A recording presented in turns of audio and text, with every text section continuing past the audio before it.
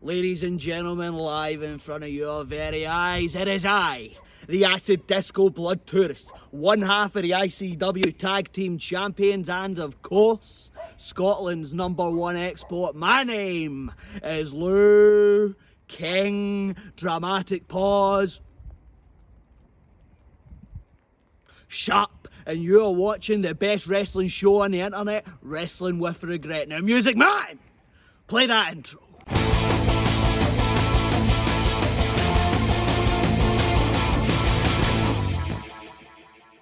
Hello and welcome to the Raw review here on Wrestling with Regret. Well, folks, this is it. This is the Raw after WrestleMania. Oh man, the thousands of screaming international fans and all the chants and the beach balls.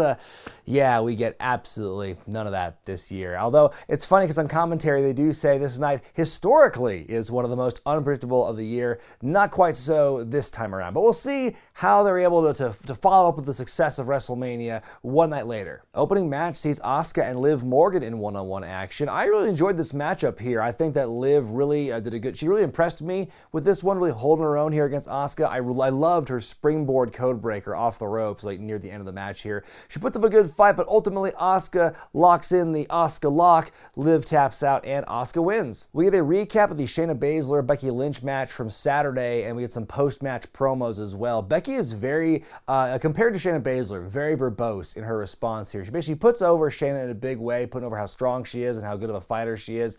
And she says she's not hard to find when it comes to a rematch. Then we get Shayna's post-match reactions, and she repeats the phrase, the thrill of victory, the agony of defeat, and she tells Becky that she will feel the agony of Shayna's defeat very soon. Well, it's time for the 0-2 team of Austin Theory and Angel Garza to get another crack at the Tag Team Championships. The Street Profits defend once again in a WrestleMania rematch. A few minutes in, the match ends in a DQ when Zelina Vega gets a bit too handsy in the ring and the referee catches her.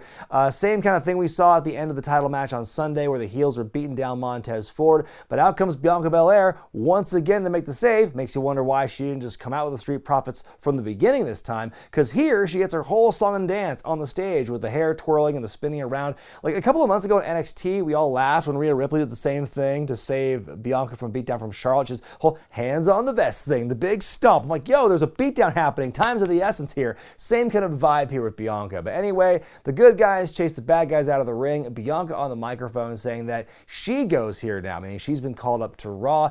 The blocking for this promo is weird too, because she's talking to the camera, but she's also talking like to Zelina Vega, who's behind her. So either she's like her whole character, she's disrespecting Zelina, or it's just very bad blocking. So we get that match after the commercial break. It's Bianca versus Zelina. Both ladies showing what they can do, but near the end of the match, Austin Theory gets involved and a fight spills into the ring, and that causes another disqualification. Montez gets on the microphone and says, how about a 6-person tag team match, playa? And that happens. After the break, we get 6-person tag. And in the end, Zelina finally falls to the KOD, so Bianca and the Street Profits win. I enjoyed it in the sense that it was cool to see the showcase with all 6 people, because they're clearly poised to do great things. Like, this is kind of the future stars of the company you're witnessing here in these encounters. And it was cool to see them get so much screen time with that. But I'm just kind of sick of seeing Austin Theory and Angel Garza lose again and again to the Street Profits, and they're not even a real team to begin with. Like, let's have some other kind of matches maybe. I know the circumstances being what they are, but let's have some different people hopefully down the line soon. We get a recap of the Aleister Black Bobby Lashley match from WrestleMania, and then we get a post-match promo with Lashley, and he says,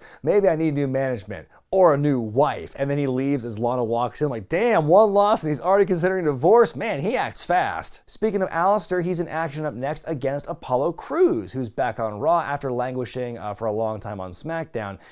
The way they explain why he's back on Raw is so WWE. Just adding language where there doesn't need to be extra language. They say they picked him up based on draft picks that were about to expire. What? Just say you signed him. Just say you signed a new contract to Raw.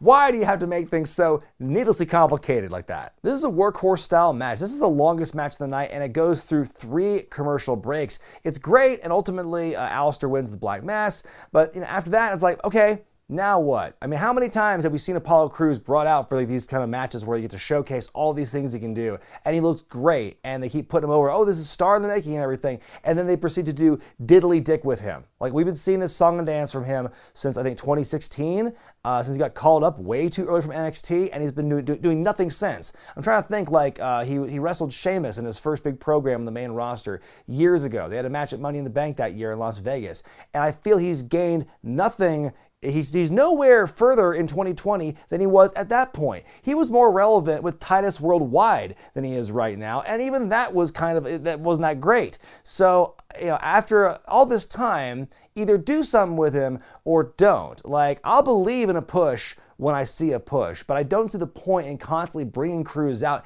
and then doing nothing with him.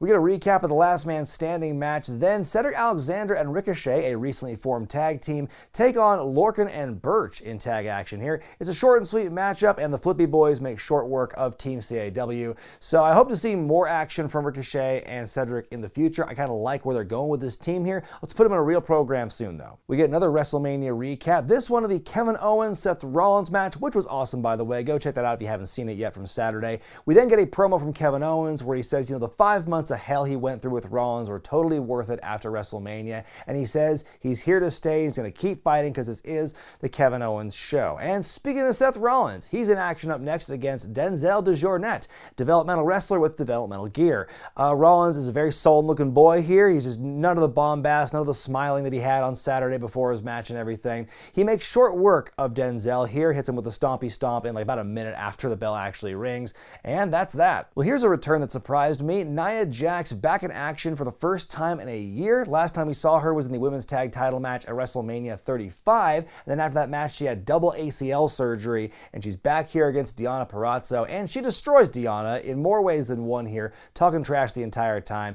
The match ends with a Samoan drop and a big DDT for Nia to win. I was glad to see Nia back here. I think her presence has been kind of missed in the women's scene across both shows, really, either show, and so with her back in the mix, I'm curious to see where she ends up once things begin to shake out in this post-WrestleMania climate. We get a recap of the Boneyard match from Saturday between AJ Styles and The Undertaker, which was a phenomenal match, no pun intended. Then we see Humberto Carrillo in action against Brendan Vink, who we've been seeing a lot of in the last week or so on programming. Vink looks pretty good here, but it's a short, athletic matchup. Humberto wins after hitting a couple moonsaults. At least he's not fighting Angel Garza or Andrade this week, breaking the cycle. Another WrestleMania recap, this time of the NXT Women's Championship match with Rhea Ripley and Charlotte Flair. Charlotte won that match, making her a two-time NXT Women's Champion. My sincere apologies for botching that in the review for Sunday and saying she was a three-time champ. My bad, y'all. Anyway, in the post-match promo, Charlotte says that, it's not the title that makes the woman, it's the woman who makes the title. And in the end, Rhea was just like everybody else. She bowed to the queen. So now I'm really excited. Who's going to win that ladder match at NXT this week? And who's going to be the number one contender? I think there's a lot of interesting possibilities and potentially great matchups,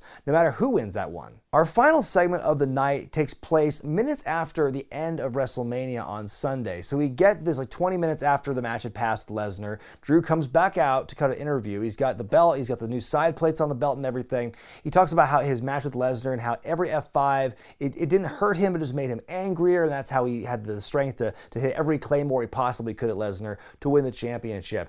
Out comes the Big Show, and he brings a referee with him, and so Big Show says, you know what, I want a match with you. Doesn't have to be for the title, but I want a match with you right now. And Drew balks. He says, you know what, I just wrestled Brock Lesnar. I don't want to wrestle you right now, which is understandable, but also a weird thing for the new babyface champion of the company to even say.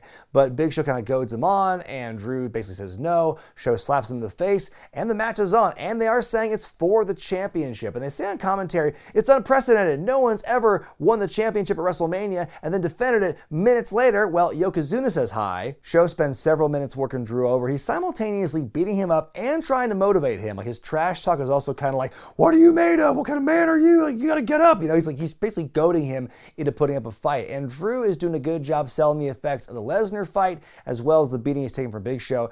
Drew looks like he's more in peril in this match than he did against Lesnar on Sunday.